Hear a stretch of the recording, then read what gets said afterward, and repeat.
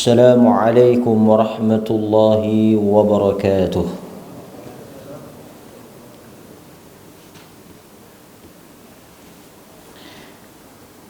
الحمد لله الذي أرسل رسوله بالهدى ودين الحق ليظهره على الدين كله ولو كره المشركون. أشهد أن لا إله إلا الله وحده لا شريك له وأشهد أن محمدا عبده ورسوله. أما بعد.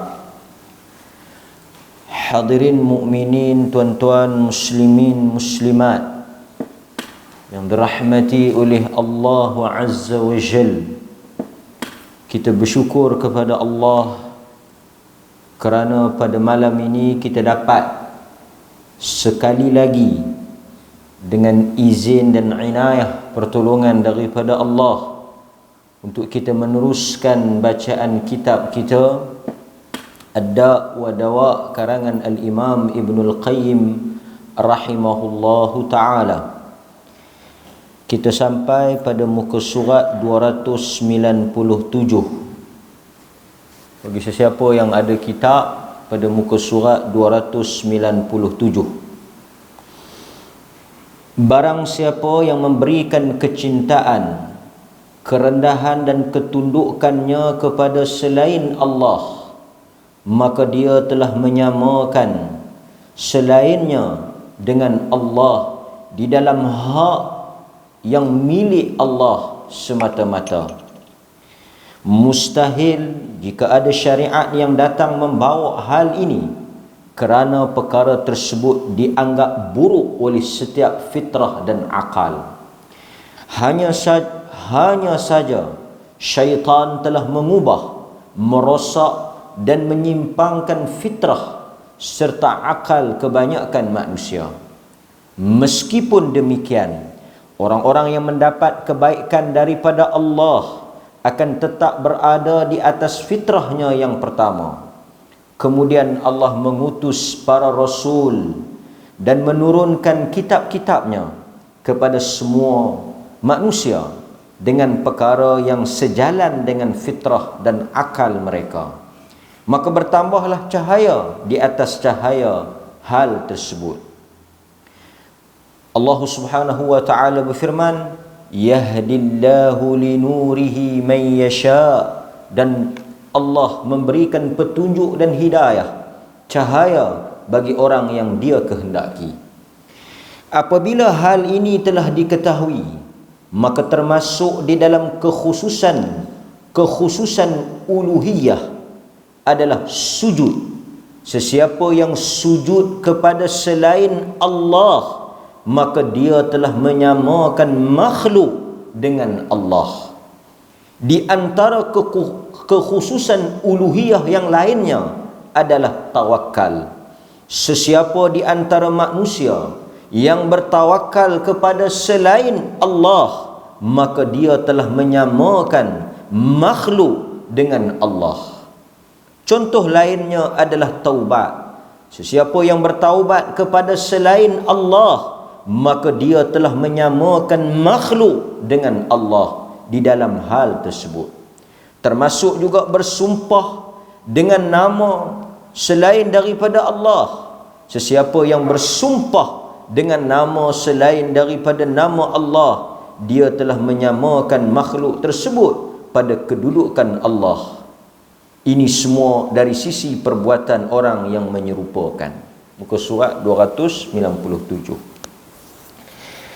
Di dalam bab ini, Al-Imam Ibnul Qayyim rahimahullah menjelaskan kepada kita di antara perbuatan yang disebut sebagai syirik ataupun menyengutukan Allah dengan sesuatu, apabila sesuatu perkara yang sepatutnya dikhaskan ataupun dipersembahkan hanya semata-mata kepada Allah, tetapi pada waktu dan masa yang sama perkara tersebut diserahkan ataupun dihalakan kepada makhluk yang inilah dinamakan sebagai syirik, iaitu menyengutukan Allah dengan sesuatu.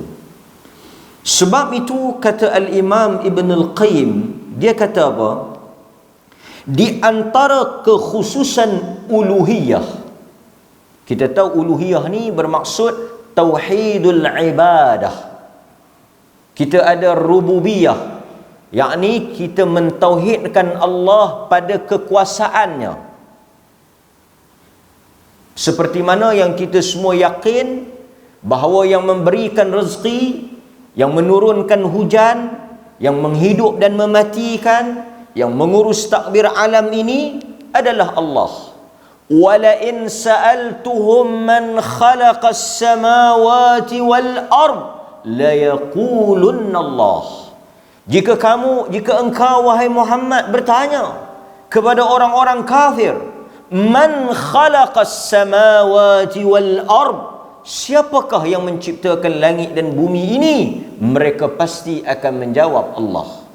Pada rububiyah itu kita mentauhidkan Allah semata-mata, yang menciptakan alam ini, yang menjadikan alam ini, yang mengurus takbir alam ini, bertukarnya siang dan malam, soal pembahagian rezeki, sihat dan sakit, kesemuanya itu adalah di bawah kehendak dan kekuasaan Allah. Itu dia panggil rububiyah. Allah sebagai Rabbul Alamin, pemilik dan pentadbir kepada alam ini. Tidak ada sesuatu pun yang berlaku di dalam alam ini melainkan dengan kehendak dan juga kekuasaan Allah. Tetapi Al-Imam Ibn Al-Qayyim tekankan dalam soal yang kedua yang kita sebut di dalam kitab ini, iaitu berhubung dengan uluhiyah. Uluhiyah ini bermaksud tauhid dalam arti kata kita hanya mempersembahkan. Uluhiyah ni maksudnya ketuhanan. Sebab itu dia ada beza Rabb dengan ilah. Rabb juga bermaksud Tuhan, ilah juga bermaksud Tuhan. Sebab itu dalam kalimah tauhid kita sebut la ilah, tidak ada Tuhan. Apa maksud uluhiyah? Seseorang itu mentauhidkan Allah di dalam segala ibadah khas yang hanya milik Allah, tak boleh dipersembahkan kepada selain Allah. Jika seseorang itu mengalihkan atau mempersembahkan tauhid itu ataupun perbuatan itu kepada selain Allah, maka dia telah melakukan syirik. Sebab itu di dalam salat, bila kita mulakan salat, kita sebut inna salati wa nusuki wa mahyaya wa mamati lillahi rabbil alamin. Bahkan di dalam suratul Fatihah kita selalu ulang. Kita baca apa tuan-tuan? Iyyaka na'budu wa iyyaka nasta'in. Allah mengajar kita dalam tauhid uluhiyah, iyyaka na'budu, hanya engkau. Siapa? Allah. Iyyaka, hanya semata-mata kepada engkau. Na'budu, kami sembah. Yang ni dia panggil tauhid ibadah. Sebab itu kata Al-Imam Ibn Al-Qayyim, di antara kekhususan uluhiyah adalah sujud kepada Allah. Sebab itu di dalam akidah Islam kita tidak boleh sujud kepada selain Allah. Kenapa kita tak boleh sujud kepada selain Allah, kepada makhluk? Kerana sujud adalah ibadah. Dan kita sebut di awal tadi, ibadah hanya dipersembahkan kepada Allah Azza wa Jalla. Dapat? Sebab itu tak boleh, kata Al-Imam Ibn Al-Qayyim, sesuatu yang khas, khusus kepada Allah, kita pergi buat kepada makhluk. Kalau kita pergi buat kepada makhluk, kita angkat makhluk pada kedudukan Tuhan. Pasal itu Ibnul Qayyim bawa contoh apa dia? Tidak boleh untuk kita sujud kepada selain Allah, yang mana sujud itu hanya dikhaskan kepada Allah Subhanahu wa ta'ala. Sebab itu kita nak sebut sikit berhubung dengan sujud ni. Hadirin mukminin, kita hurai apa yang Ibn Qayyim sebut. Ibn Qayyim sebut tak boleh sujud kepada selain Allah. Sebab sujud ibadah. Bukan sahaja sujud. Kalau kita lihat perbahasan di kalangan ulama, kesemua perbuatan di dalam salat kita tak boleh lakukan kepada makhluk. Kalau tuan-tuan tengok perbahasan yang disebut oleh para ulama, apa sahaja yang kita lakukan di dalam salat tak boleh kita lakukan kepada makhluk. Kerana gerakan kita di dalam salat, perbuatan kita di dalam salat adalah apa dia? Ibadat. Sebab itu kita tidak boleh berdiri kepada manusia. Kita tidak boleh rukuk kepada manusia. Kita tak boleh sujud sembah kepada manusia. Kerana hakikat kepada berdiri, hakikat kepada rukuk, hakikat kepada sujud, ianya ibadah. Tapi nanti saya akan bahas bagaimana pula kalau kita bangun untuk hormat ataupun kita tunduk sebagai tanda hormat. Nanti kita bincang apa yang disebut oleh para ulama. Tapi hakikatnya, asalnya, perbuatan yang kita namakan sebagai ibadah, berdiri, tuan-tuan berdiri dalam salat itu ibadah ataupun tidak? Ibadah. Quran kata apa? Alladzina yadhkuruna Allaha qiyama wa qu'uda. Mereka itu mengingati Allah, melakukan ibadah dalam keadaan berdiri, dalam keadaan duduk, wa ala junubihim, dan dalam keadaan berbaring. Kita berdiri dalam salat, qiyam, rukun dalam salat, berdiri itu rukun, adalah salah satu daripada ibadah kita kepada Allah. Di dalam hadis daripada Anas bin Malik radhiyallahu anhu, juga daripada sahabat-sahabat yang lain, Nabi sallallahu alaihi wasallam menyebut antaranya, Nabi sallallahu alaihi wasallam sebut, "Lau kuntu amiran ahadan an yasjuda li ahadin la amartu al-mar'ata an tasjuda li zawjiha." Hadis diriwayatkan oleh Al-Hakim dalam Mustadrak. Juga ada dalam riwayat Al-Imam Tirmizi. Apa Nabi sebut? Lau kuntu amiran, jikalaulah aku boleh, maksudnya tak boleh, jikalaulah boleh aku mengarahkan ahadan, salah seorang daripada kamu, an yasjuda li ahadin, untuk dia sujud kepada manusia. Nabi kata kalaulah boleh aku nak suruh sujud. Sujud ni boleh ke tak boleh? Tak boleh. Nabi kata lau kuntu amiran an yasjuda li ahadin, kalaulah boleh untuk aku suruh salah seorang daripada kamu sujud kepada manusia, li ahadin, sujud kepada orang lain, kalaulah boleh, la amartu, orang yang aku akan suruh untuk mereka sujud, al-mar'ata, satu orang isteri, an tasjuda li zawjiha. Kalaulah boleh, kalaulah dibenarkan untuk manusia sujud kepada manusia, tidak ada orang yang paling layak dan paling berhak untuk dia sujud melainkan seorang isteri sujud kepada suaminya. Itulah yang paling berhak dan yang paling utama, seorang isteri sujud pada suami dia. Tapi boleh tak? Boleh tak? Tak boleh. Lepas itu Nabi kata, lau kuntu, kalaulah boleh. Maksudnya tak boleh. Dan hadis ini kalau kita tengok ada tambahan dia. Muaz bin Jabal, dia balik daripada Yaman. Kita tahu Muaz da'i. Ni sehari dua duk sibuk pasal da'i. Tak apalah, biarlah Allah Ta'ala urus urusan dia.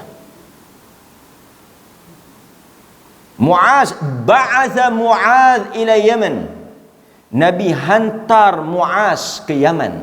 Muaz bin Jabal. Nabi hantar ke Yaman. Apabila dia balik daripada Yaman,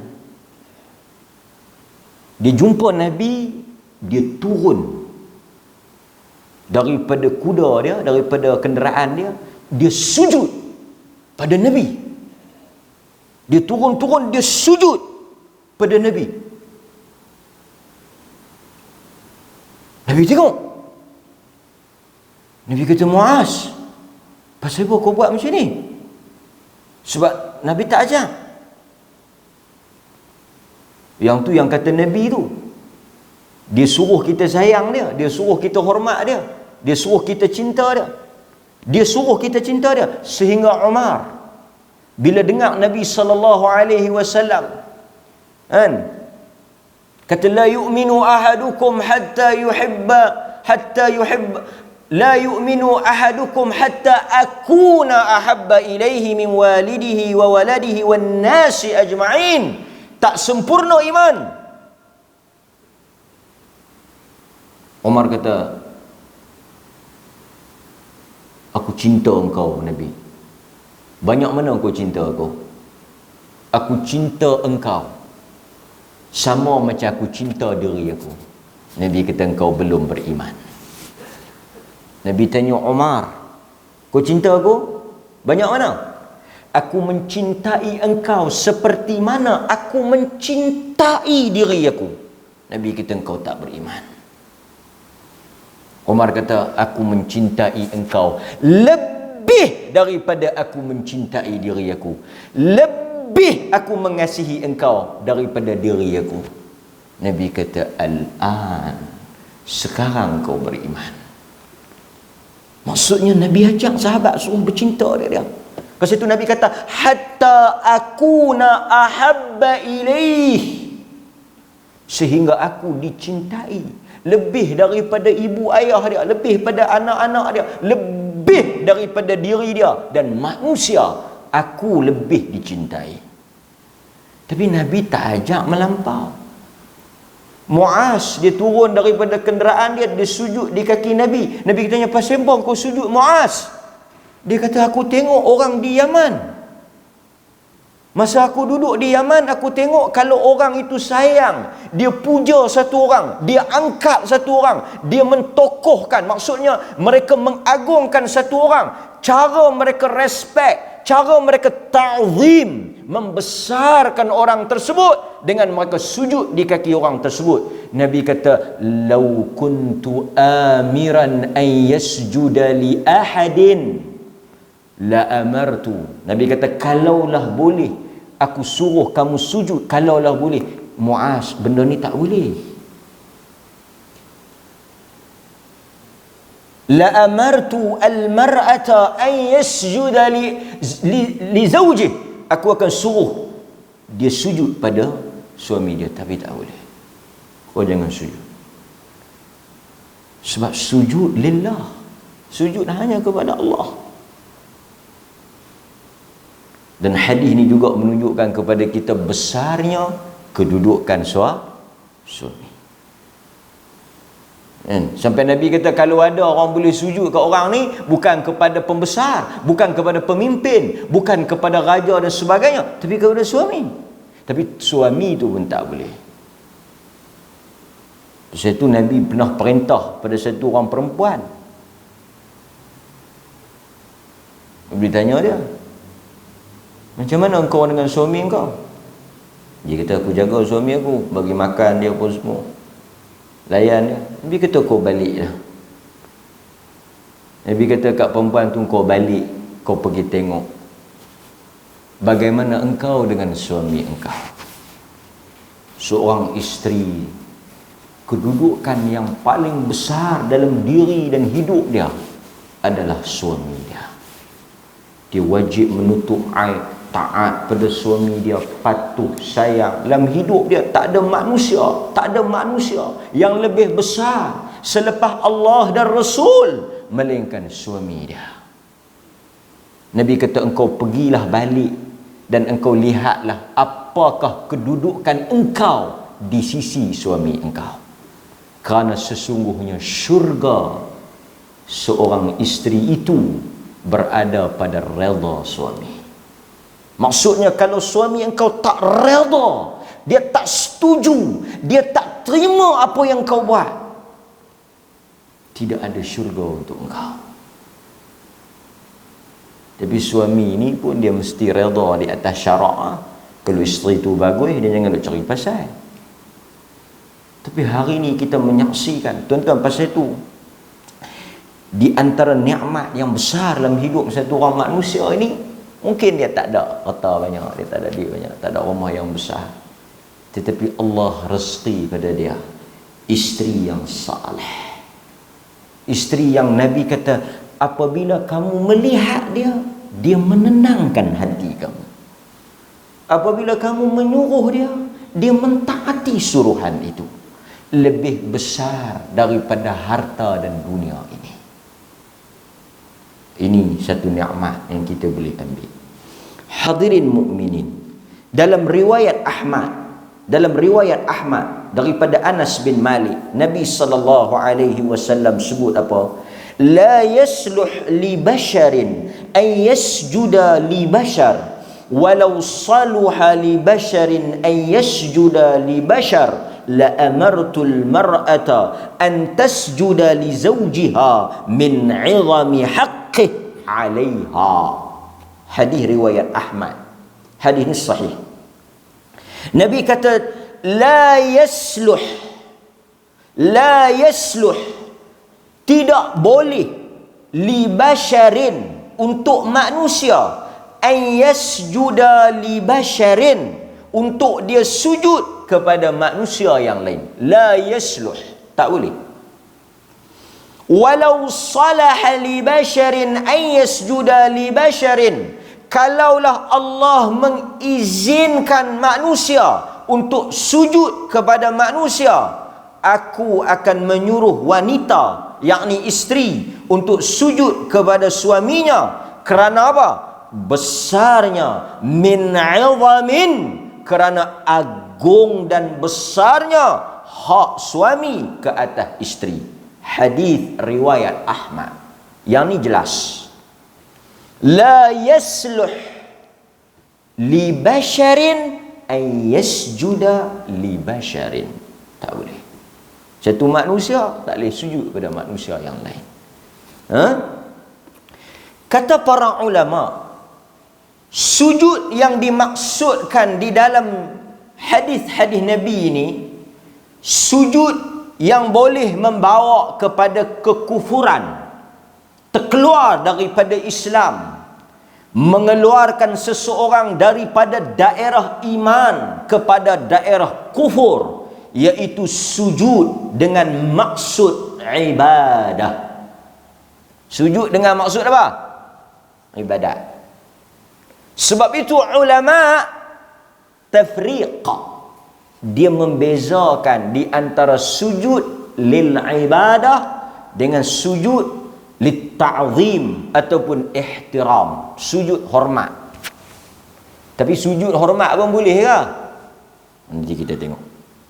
Kata An-Nawawi, kita ambil sikit apa yang disebut oleh Al-Imam An-Nawawi di dalam kitab dia Al-Majmu' Syarah Muhazzab.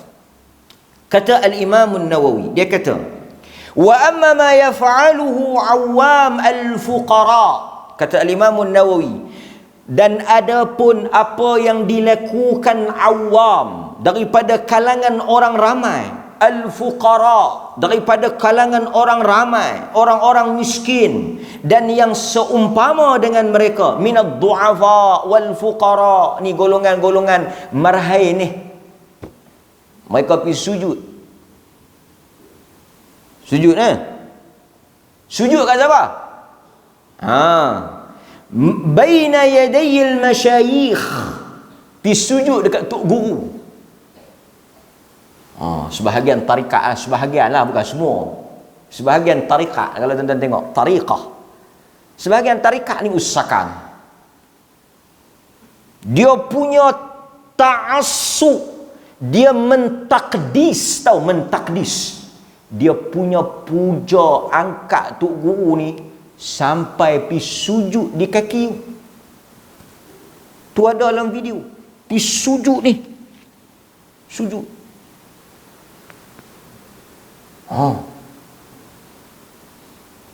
Pasal itu dalam kata-kata yang masyhur, hendaklah seseorang yang apabila dia menjadi murid kepada gurunya. Ini tuan-tuan kalau nak mengaji tarikat ni.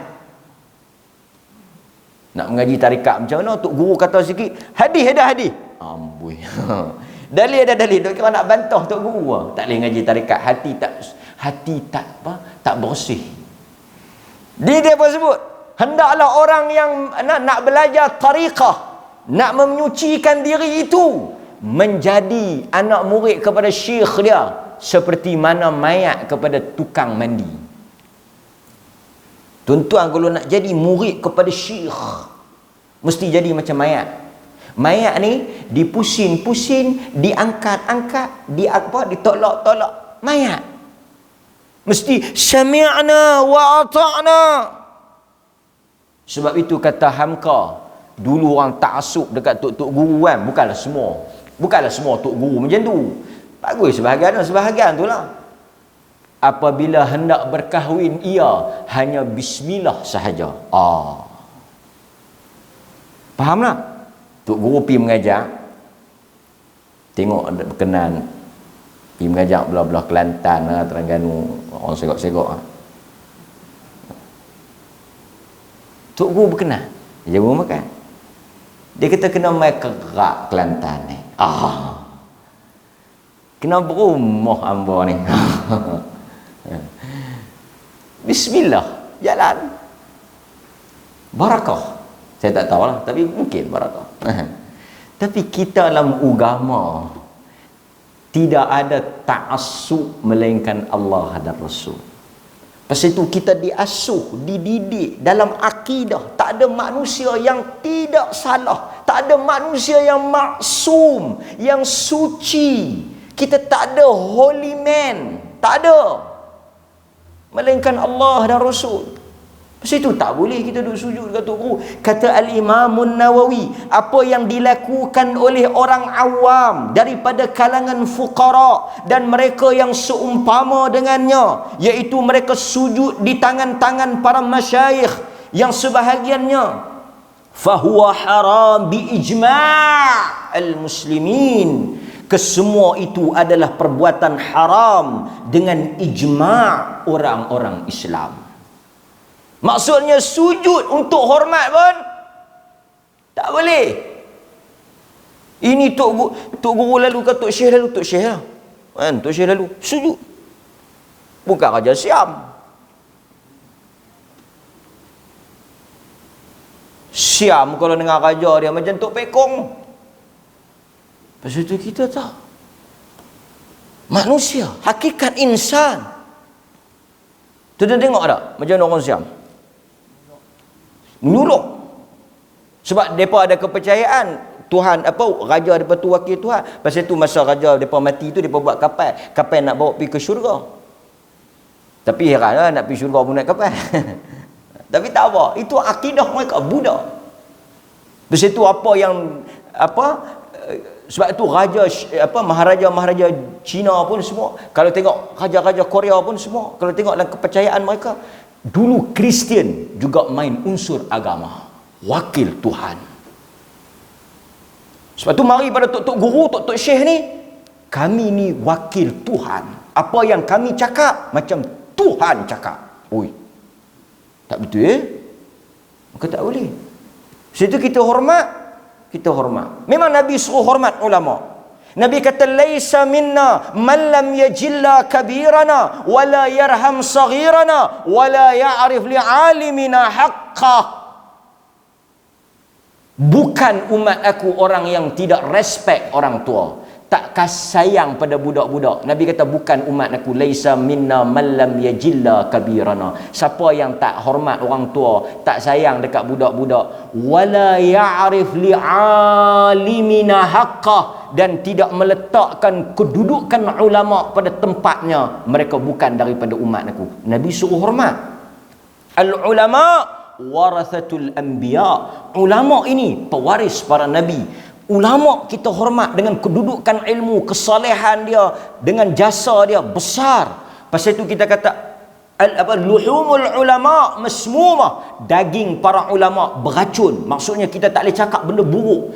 Ulama di atas ilmu, di atas amal, di atas saleh dia, ada jasa dia, sehingga kalau silap dalam pengajaran dan ilmu dia, Allah ampun di atas ijtihad dia. Idza hakama al-hakim fajtahada thumma asab falahu ajran wa idza hakama al-hakim akhta falahu ajr. Nabi kata mana-mana ulama yang apabila dia berfatwa, dia memberikan pandangan betul, fajtahada, betul, fa asaba, dia dapat 2 pahala. Mana-mana ulama yang berfatwa ijtahada, dia bagi pandangan salah, akhta, falahu ajrun, dia tetap dapat pahala. Ulama ni betul pun dapat pahala, salah pun dapat pahala, pasal dia ijtihad di atas ilmu. Tetapi menghormati ulama bukanlah bermaksud mensucikan ulama. Orang tanya, kita tak boleh sujud, kita tak boleh rokok. Ni sujud, tuduk. Lalulah. Baru panggung. Apa-apa. Hormatlah. Macam sahabat hormat Nabi pada kedudukan dia. Dia bertanya, boleh cium tangan? Bagi saya cium tangan ihtiram tak ada masalah. Macam kita cium tangan mak ayah kita, kita cium tangan orang-orang tua, kita cium tangan para ulama, di atas kita hormat, yes, boleh. Tapi lah tak boleh lah, COVID. Ulama tu pun dia tak suruh tangan. Dan saya ingat tidak ada di kalangan ulama al-mukhlisin yang ikhlas suka tangan dia dicium. Tak ada apa san. Tak tahu, aku tak tahu. Okey. Kebanyakan ulama-ulama yang rabbaniyin, yang ikhlas ni takut. Depa takut ni, tak mau. Tarik tangan ni apa ni? Tak payah. Anak kita cium tangan kat isteri kita, cium tak apalah. Dan kita yang nak cium tangan ulama tu, mesti view kita betul. Kita cium atas apa? Contoh cium atas apa? Setengah orang dia tak betul, dia punya mindset dia.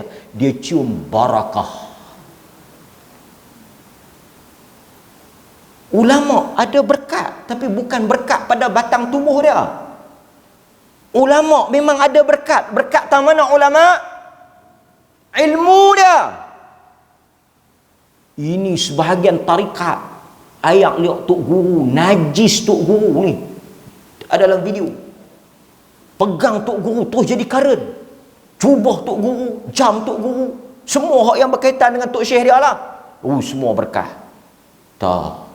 Kita mungkin cium hormat, respect, cukup lah. Tapi tangan dia samalah macam tangan kita yang lain. Tangan insan, tangan bashar, tangan yang tidak ada barakah, melainkan tangan Nabi sallallahu alaihi wasallam.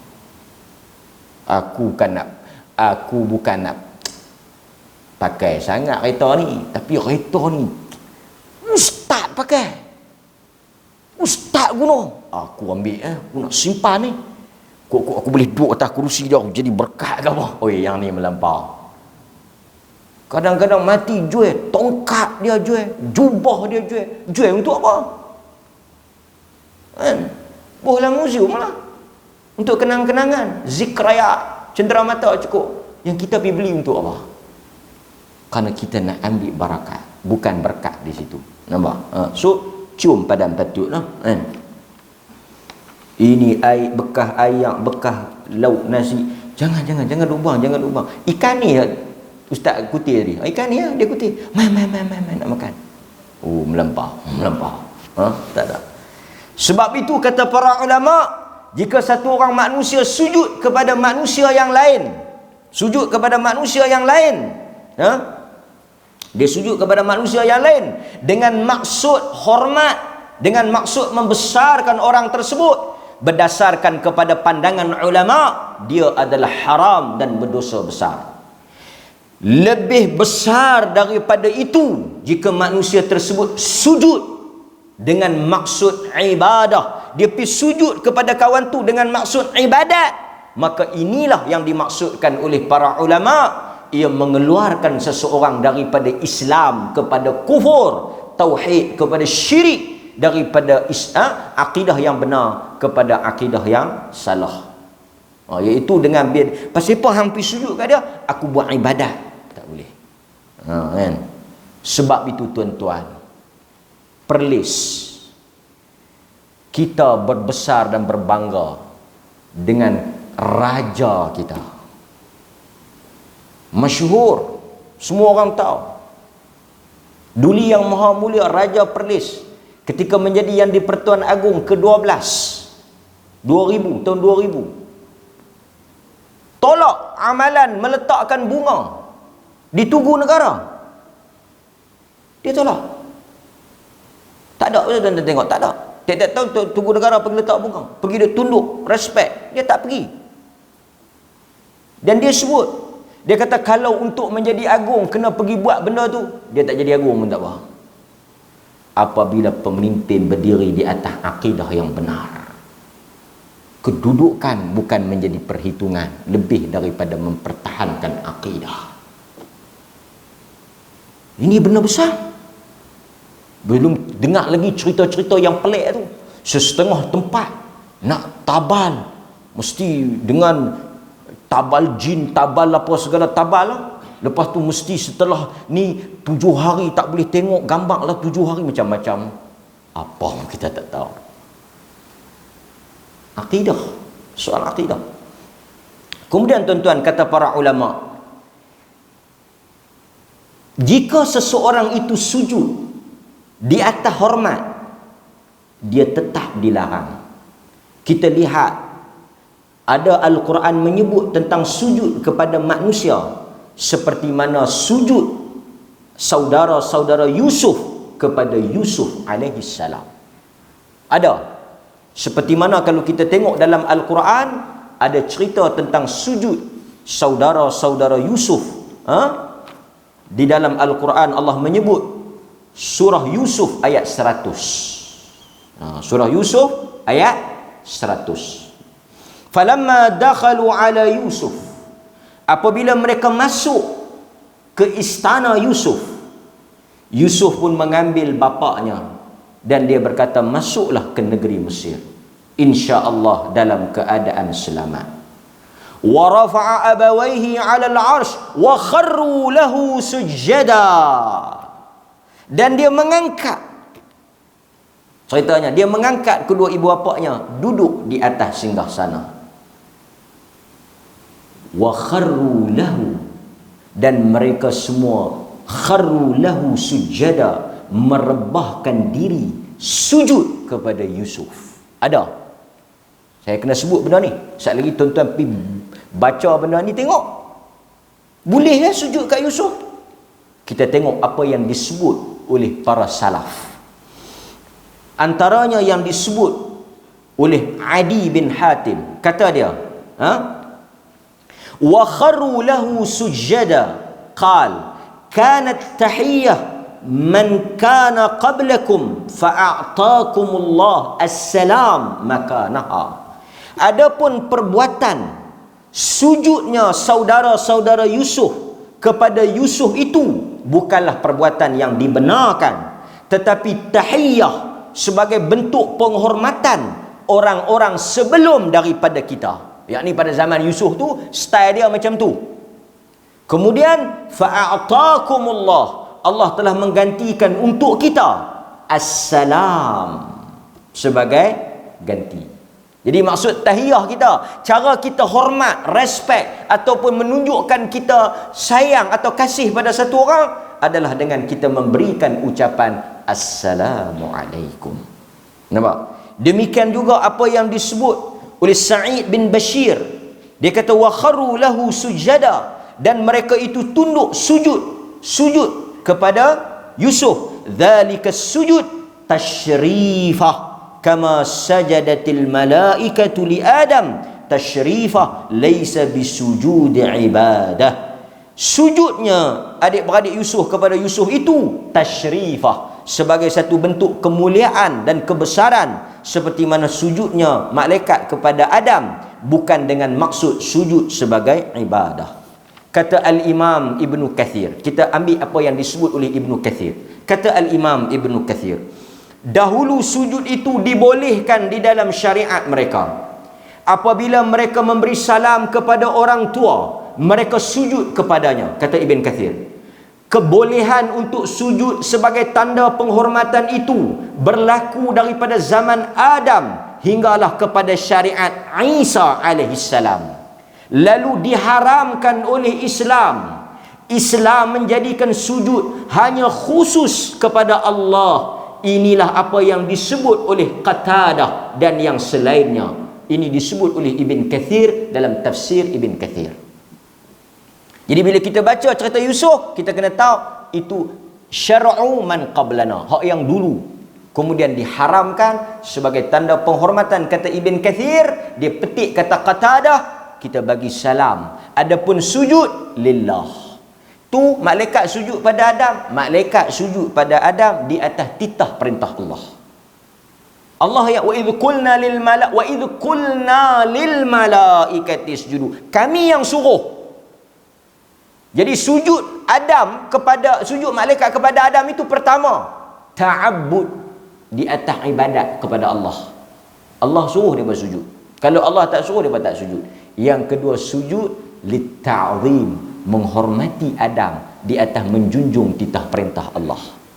Macam kita pergi sujud Kaabah. Tuan-tuan sujud Kaabah tu pasal Kaabah ke pasal Tuhan?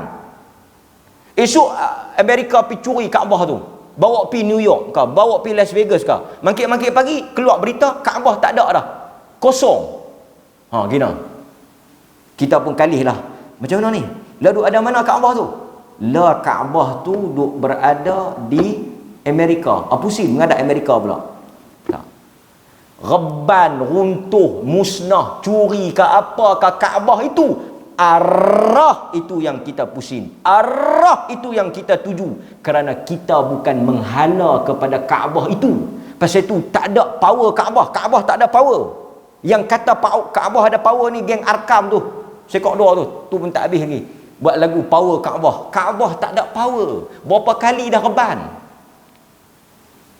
Tetapi kita mengadap Kaabah itu di atas tauhid Rabbul Kaabah, di atas titah perintah Tuhan Kaabah. Sebab itu dulu orang Islam mengadap Baitul Maqdis. Lepas tu Allah kata pusing mengadap Kaabah, depa pusing. Dan kita tak ada lah titah perintah baru, betul tak? Tetapi bukan di situ matlamat kita, bukan bangunan itu tujuan kita, tetapi Allah yang mengarahkan kita untuk mengadap ke situ, kita mengadap. Andai kata Allah Ta'ala turun perintah, kalau Allah Ta'ala turun perintah, tak mungkin lah, pasal syariat dah sempurna. Pusing ke arah lain, kita akan pusing. Demikian bezanya orang kafir menyembah tokong dan berhala, dengan nilai orang Islam menyembah dan sujud kepada Kaabah itu di atas titah perintah Tuhan. Kita bagi laluan pada azan, sekali kita sambung sikit insya-Allah taala. Di antara kekhususan uluhiyah yang lainnya adalah tawakal. Barang siapa yang bertawakal kepada selain Allah, maka dia telah menyamakan selainnya dengan Allah. Maksudnya, selain daripada contoh sujud yang dibawa oleh Al-Imam Ibnul Qayyim, Al-Imam Ibnul Qayyim menyebut kekhususan uluhiyah yang lainnya adalah tawakal. Muka surat 297. Sesiapa yang bertawakal kepada selain Allah, maka dia telah menyamakan selain daripada makhluk itu dengan Allah. Maksud salah satu daripada perbuatan yang merosakkan akidah adalah tawakal kepada selain Allah. Tawakal ni banyak kita duk sebut. Ku tawakal, tawakal. Orang paling dia jadi tawakal. Tawakal. Tawakal. Apa makna tawakal? Tawakal ni dia syai'un azim, ajib. Terus itu dalam hidup kita, bila kita ada tawakal, kita tenang. Tenang. Apa nak jadi pun jadi. Tawakal. Al-Imam Al-Hafidh Ibn Rajab Al-Hanbali, dia ada sebut makna kepada tawakal. Sebab itu saya malam ni nak kongsi dengan tuan-tuan macam mana hidup kita ni nak tenang, dan macam mana Al-Imam Ibnul Qayyim bila dia menulis seakan-akan dia nak menjadi penyelesai kepada penyakit hidup ini. Hidup ni kita nampak sakit fizikal itu sebagai sakit. Hakikat kita, sakit yang sebenar-benar sakit adalah sakit yang berhubung dengan dalaman kita. Sebab itu Allah apabila dia sebut tentang Nabi dia sebut apa? Di antara nikmat yang paling besar yang menjadi penawar kepada segala duka, lara, masalah, tekanan dan kesempitan hidup ini, alam nashrah laka sadrak. Tuan baca tak? Ketika Musa, tuan baca kan, diperintah menghadap Firaun, apa dia baca? Dia nak pergi jumpa Firaun ni. Tuan-tuan, dalam hidup saya, hidup tuan-tuan, kita semua ada masalah. Kita nak habis dah bulan 2020 dengan tak tahu apa nak jadi 2021. 2020 ni segala makneka pun duk ada. Tidak, bukan nak lena sangat. Sebab itu ramai orang cakap hujan ni seronok lena. Saya tak tahu, barangkali sebahagian kita, alhamdulillah Allah Ta'ala bagi lena. Sebahagian kita Allah Ta'ala bagi hujan lena. Tapi saya percaya dalam keadaan sekarang ni, sebahagian besar daripada kita, walaupun hujan, suasana yang begitu asyik untuk lena, tapi dia hanya boleh memejamkan mata, tetapi fikiran dan hati dia senantiasa serabut dan duk fikir apa nak jadi. Nak bayar, kerja tak ada. Banyak benda dah jam kot ni, jam kot ni. Kita mungkin boleh lena, ada gaji, ada pension, mungkin bahagia, barangkali kita bahagia. Tetapi hakikat dia dalam keadaan sekarang, manusia tak tenang. Bunuh diri banyak-banyak. Al-Imam Ibnul Qayyim bila dia sebut ada satu penawar, satu pembuka jalan, dan marilah tuan-tuan kita ambil apa yang Tuhan ajar para nabinya, dan saya yakin tidak ada ubat, tidak ada penawar dan tidak ada pembuka jalan kepada kegelapan kita melainkan tawakal kepada Allah. Ketika mana Musa nak pergi jumpa Firaun, dia baca doa yang kita duk ajak anak-anak kita baca. Dulu buku ada tulis, kita kata doa penerang hati. Tapi doa tu Musa baca macam nak pergi Firaun tu. Perkara yang paling besar yang Musa minta bukannya tentera. Musa minta apa? Rabbi syrah li sadri. Itu doa Musa. Rabbi syrah li sadri. kau lapangkanlah dadaku. Kerana benda yang paling menentukan kehidupan manusia, yang menentukan kebahagiaan manusia, yang menentukan ketenangan manusia itu terletak kepada lapangnya dada. Sebab itu Allah apabila bercakap dengan nabinya, Allah kata, alam nashrah laka sadrak. Bukankah telah kami lapangkan dada engkau? Berapa ramai orang yang cari nak lapang dada? Tawakal. Sebab itu kata Al-Imam Ibn Rajab Al-Hanbali, dia kata apa? Tawakal itu huwa sidqu i'timadil qalb ala Allah Azza wa Jalla. Yang dikatakan tawakal itu adalah sidqu i'timad al-qalb. Pasal itu tawakal ni bukan amalan perbuatan kita ni. Tawakal ni qalb. Yang dikatakan tawakal itu adalah pergantungan hati dengan sebenar-benarnya ala Allah Azza wa Jal, kepada Allah Azza wa Jal, fi istijlabil masalih wa daf'il madar min umurid dunya wal akhirah. Iaitu satu hati yang betul-betul dia bergantung kepada Allah di dalam mengambil kebaikan dan menolak keburukan. Dia hanya bergantung kepada Tuhan. Inilah tawakal yang ada pada Hajar. Kita baca Hajar, tapi Hajar tu tak lahir dalam hidup kita. Roh Hajar tu tak ada dalam jiwa kita. Ibn Rajab kata kita betul-betul i'timad, betul-betul bergantung. Ketika mana Ibrahim bawa Hajar pergi ke padang pasir Mekah, biwadin ghaira zi zara', di suatu lembah yang tidak ada tumbuh-tumbuhan, manusia pun tak ada. Kering kontang, bukan lagu kita kita pergi ada hotel, ada apa semua. Allah seronok pergi Mekah. Duk kira nak pergi. Ish, dia kata ustaz kita kena pergi. Awak duk teringat kunafah. Duk ingat ke teringat ke Safa Marwah. Duk teringat nasi Arab ni. Apa tu? Anak unta, Hashi. Duk teringat ke Hashi. Hashi tak apa, jangan Hashimah. Ni ada satu ustaz dia kata, entah duk mari kerap ni, kena ada rumah sini. Ada buat kira.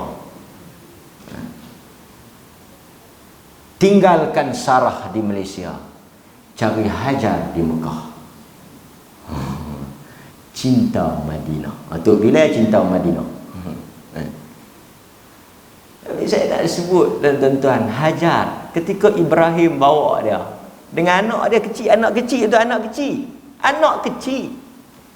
Kita tinggal bini anak kecil kangak pun teriak keyau tak dengar. Oh lu tak boleh ni, tapi mana ni? Pi mana ni? Ni anak teriak. Kangak tak mati ya, kiri kanan kedai makan. Hajar tanya Ibrahim, ila man takiluni? Kepada siapa engkau hantar kami? Ila man takiluni? Kepada siapa engkau serah aku ya Ibrahim? Ibrahim nak jawab apa? Hajar tengok kiri kanan tak ada orang ni, metok tali ni. Apa laki aku buat ni? Metok satu tempat manusia tak ada. Adalah dia bagi sikit ayam kurma. Dia nak balik bukan dia duduk situ. Dia nak balik. Hajar tanya, Hajar manusia. Dia walaupun dia bersuamikan seorang Nabi Khalilur Rahman, kekasih Tuhan, walaupun dia tahu dia mengandung dan melahirkan Nabi, dia pun tanya Ibrahim, ila man takiluni? Kepada siapa engkau nak tinggalkan aku Ibrahim? Ibrahim tak boleh jawab. Tak ada siapa. Hajar tahu kalau nak main nanti Jibril ayak Zam-Zam Mekah apa semua. Hajar tak tahu. Ibrahim pun tak tahu. Kau Ibrahim kata, hang duduk saatlah nanti hang jadi toket travel. Ini semua orang boleh buat. Visa ke apa, jual catering makan ke apa. Oh, mau kalau baca lagu tu, ilaman takiluni. Bila dia tengok Ibrahim tak dia jawab, dia tukar soalan. Dia kata, "A'amarakallahu biha." Dia nak dengar yang tu ya. Bila dia tanya, "Ila man takiluni," kepada siapa engkau nak serah kami, kepada siapa engkau nak tinggal kami, Ibrahim tak jawab. Dia tahu. "A'amarakallahu biha." Allahkah yang suruh engkau letakkan kami di sini? Ibrahim kata, ya. Di atas titah perintah Allah. Apabila Hajar, ini yang kita nak didik. Kadang-kadang kita bertuhankan kerja kita, bertuhankan manusia, bertuhankan dunia ni. Kita sangka kerja kita yang bagi kita makan, kita kerja kerajaan yang bagi kita makan, kita rasa manusia yang bagi kita makan. Kita rasa kalau tak ada kerja ni, aku kalau tak kenal kawan ni, aku kalau tak baik dengan kawan ni, aku kalau kawan ni tak tolong, aku kalau tak ada kerja ni, aku tak apa dah. Hang fikir ambil aku kerja semua okey dah, confirm dah, gaji tiap-tiap bulan. Siapa nak sangka? Berapa ramai orang yang kita kenal pada kedudukan dengan gaji semua hebat, jatuh sakit. Dulu mana kita nak sangka bawa kapal terbang pergi jual nasi lemak. Bukanlah satu benda yang hina, tapi dia pun tak sangka.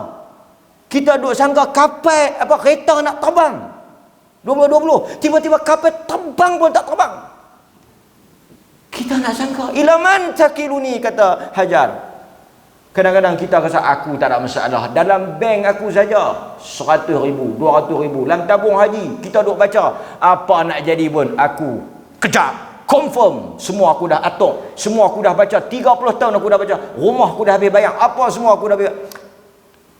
Tuhan Firaun yang hebat itu dia boleh tungging terbalikkan, Qarun itu dia boleh benam. Kita jangan baca.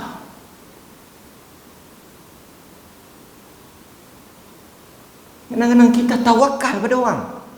Tawakal, aku kalau tak kenal dia, aku nak jaga dia. Dia duk bagi banyak kerja kat aku. Kalau aku tak jaga dia, piru. Tu dia punya bahasa. Aku kena jaga dia. Dia jatuh dengan aku jatuh. Tu dia. Kita kata kita tawakal Allah. Apabila Hajar dengar, Hajar kata apa? A'amarakallahu biha, adakah Allah yang suruh letak kami di sini? Kalau Allah yang suruh letak kami di sini, Allah tidak akan sia-siakan kami. Wa man yatawakkal 'ala Allah fa huwa hasbuh. Ambil ayat ni tuan-tuan, pegang kejap-kejap, pegang kemah-kemah. Apa jadi pun, wa man yatawakkal 'ala Allah, siapa-siapa yang tawakal kepada Allah, fahuwa hasbuh, cukuplah Allah. Ibrahim nak kena tok Nabi, Jibril mai. Jibril kata, nak minta aku tolong tak? Ilaika amma ilaika.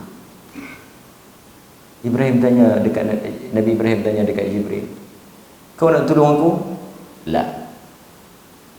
Wa amma ila Allah fana'am. Kalau engkau nak tolong, engkau makhluk. Engkau makhluk. Engkau makhluk. Wa amma ila Allah. Tetapi jika Allah, fana'am, aku bergantung kepada dia. Tak berganjak kaki Ibrahim.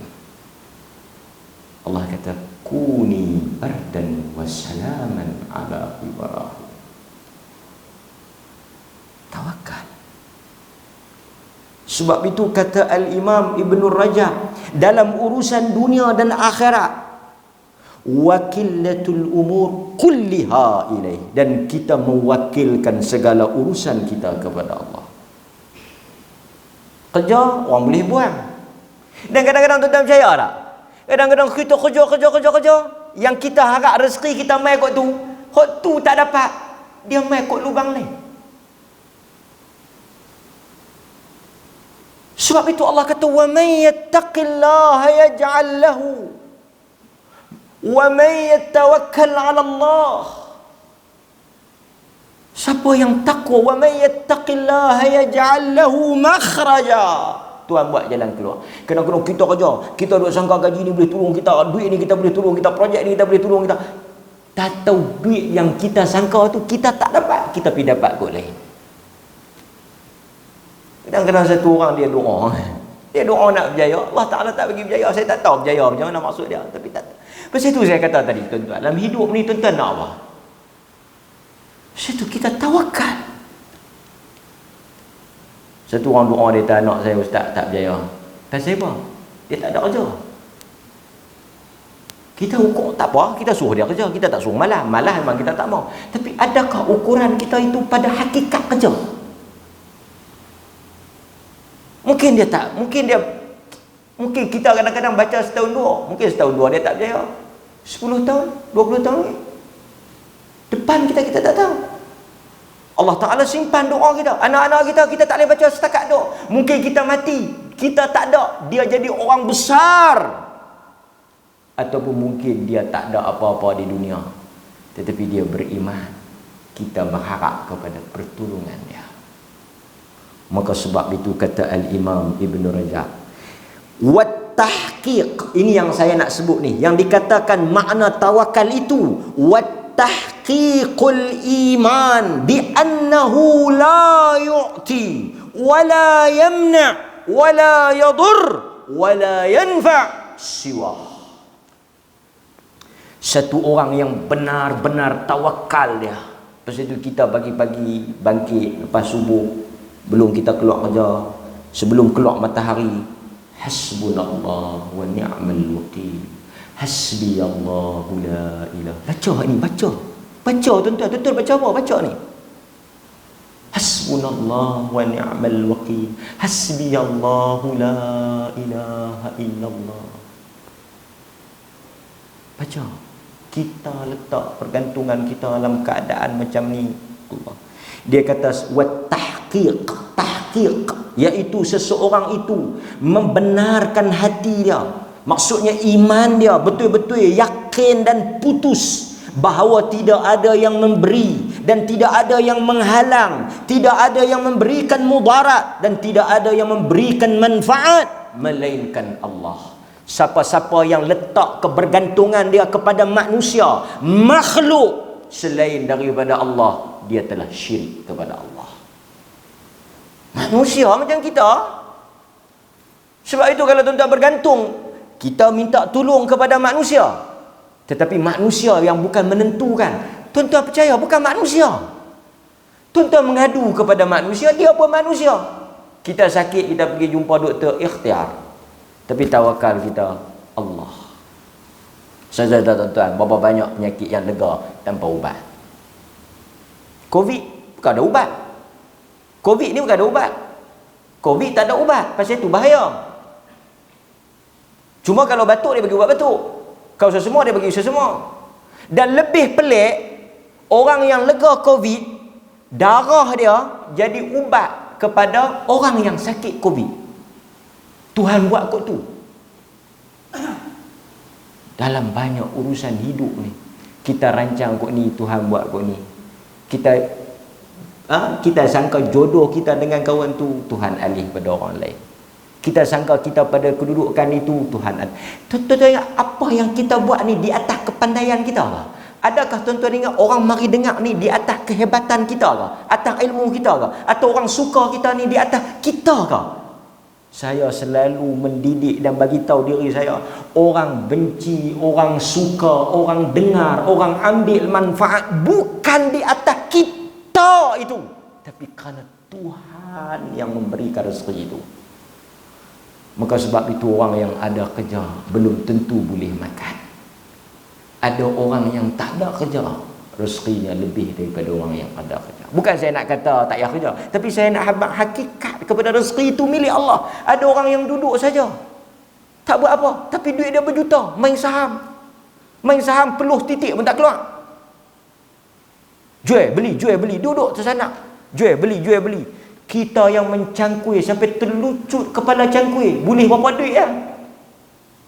Kerja sampai nak terbit pinggang-pinggang ni, nak cabut pinggang-pinggang, bolehlah RM15. Orang yang sign satu surat beratus juta boleh untung atas tu. Rezeki.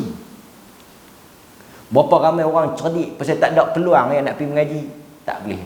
Dulu saya pun cerdik, pak saya tak ada duit, pak saya pula jenis tak mengaji, dia tak cukup lah kerja bendang, aku kerja bendang.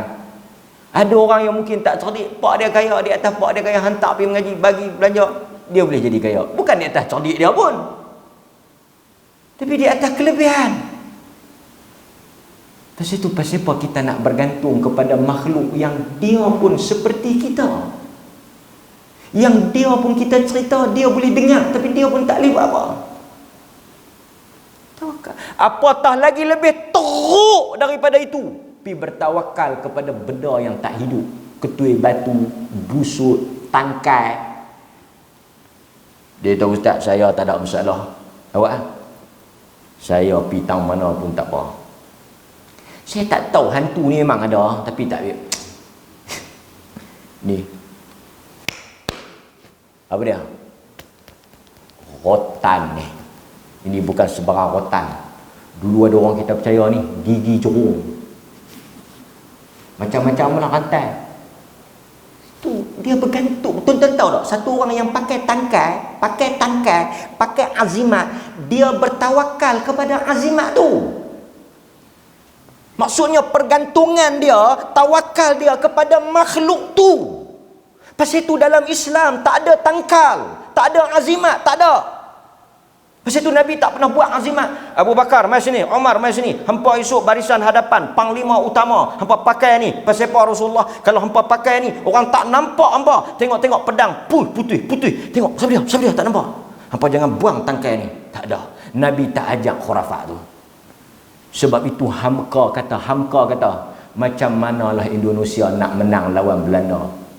Macam mana Indonesia nak menang lawan Belanda? Bakat tangkai, kelam Indon punya banyak tangkai.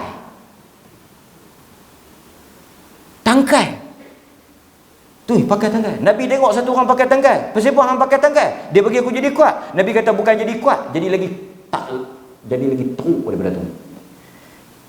Pasal itu dalam Islam dia cukup pantang dengan tangkai ni. Dia cukup pantang orang ni mai pula ni biji tasbih menguatkan otot. Gantung. Lah ni tasbih bukan baca dah, gantung. Siapa yang gantung tasbih menguatkan otot, menjadi pendinding azimat. Tulis. Wafak lekat bu. Kita pun jampi habis dalam periksa, jampi pensel, jampi orang, jampi tu, jampi habis semua dia jampi. Dia tengok pemeriksa tu, "Hai, apa ni?" Mbuih saja. Nabi kata, "Man 'allaqa tamimatan", siapa yang gantung tangkal, siapa yang gantung azimat, hatta dia namakan biji tasbih pun, faqad asyrak, dia telah syirikkan Allah. Kerana benda tu tak ada kuasa. Nabi kata, "Innar ruqa wat tamaim wat tiwala syirk." Sesungguhnya jampi serapah, tangkal mangkal tamimah, syirk. Perbuatan syirik. Apalah kita ni yang ada akal boleh percaya tangkai ni, gantung ni pelari. Kalau kita bubuh lah rumah kawak tak masuk, bubuh di kereta tak aksiden, tawakal kita kepada siapa? Tapi naik kereta, subhanallazi sakhkhara lana hadha. Sebab itu bila satu orang manusia dia tawakal kepada Allah, membujur lalu melintang patah. Lam yakun lam yasha lam yakun. Satu benda yang Tuhan tak izin, tak izin. Hebat macam mana pun perancangan hang, aku tawakal urusan aku. Tawakal hasbi Allah, cukuplah Allah sebagai ni'mal maula wa ni'man nasir, sebaik-baik penolong. Apapun urusannya di tangan Allah. Maka sebab itu Ibn Qayyim kata, siapa-siapa yang dia tawakal kepada selain Allah, kepada makhluk, kepada kuasa, kedudukan ataupun tangkal mangkal ni, dia telah mensyirikkan Allah.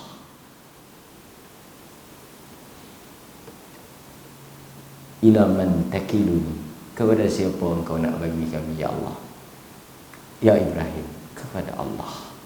Bila kita baca dalam hidup kita, kita tengok sempit, dah tengok macam tak ada jalan keluar, pi dah kita. Tak mungkin satu orang beriman Tuhan sia-siakan dia. Sallallahu ala nabiyina Muhammad wa ala alihi wa sahbihi wa sallam. Alhamdulillahirabbil alamin. Assalamualaikum warahmatullahi wabarakatuh.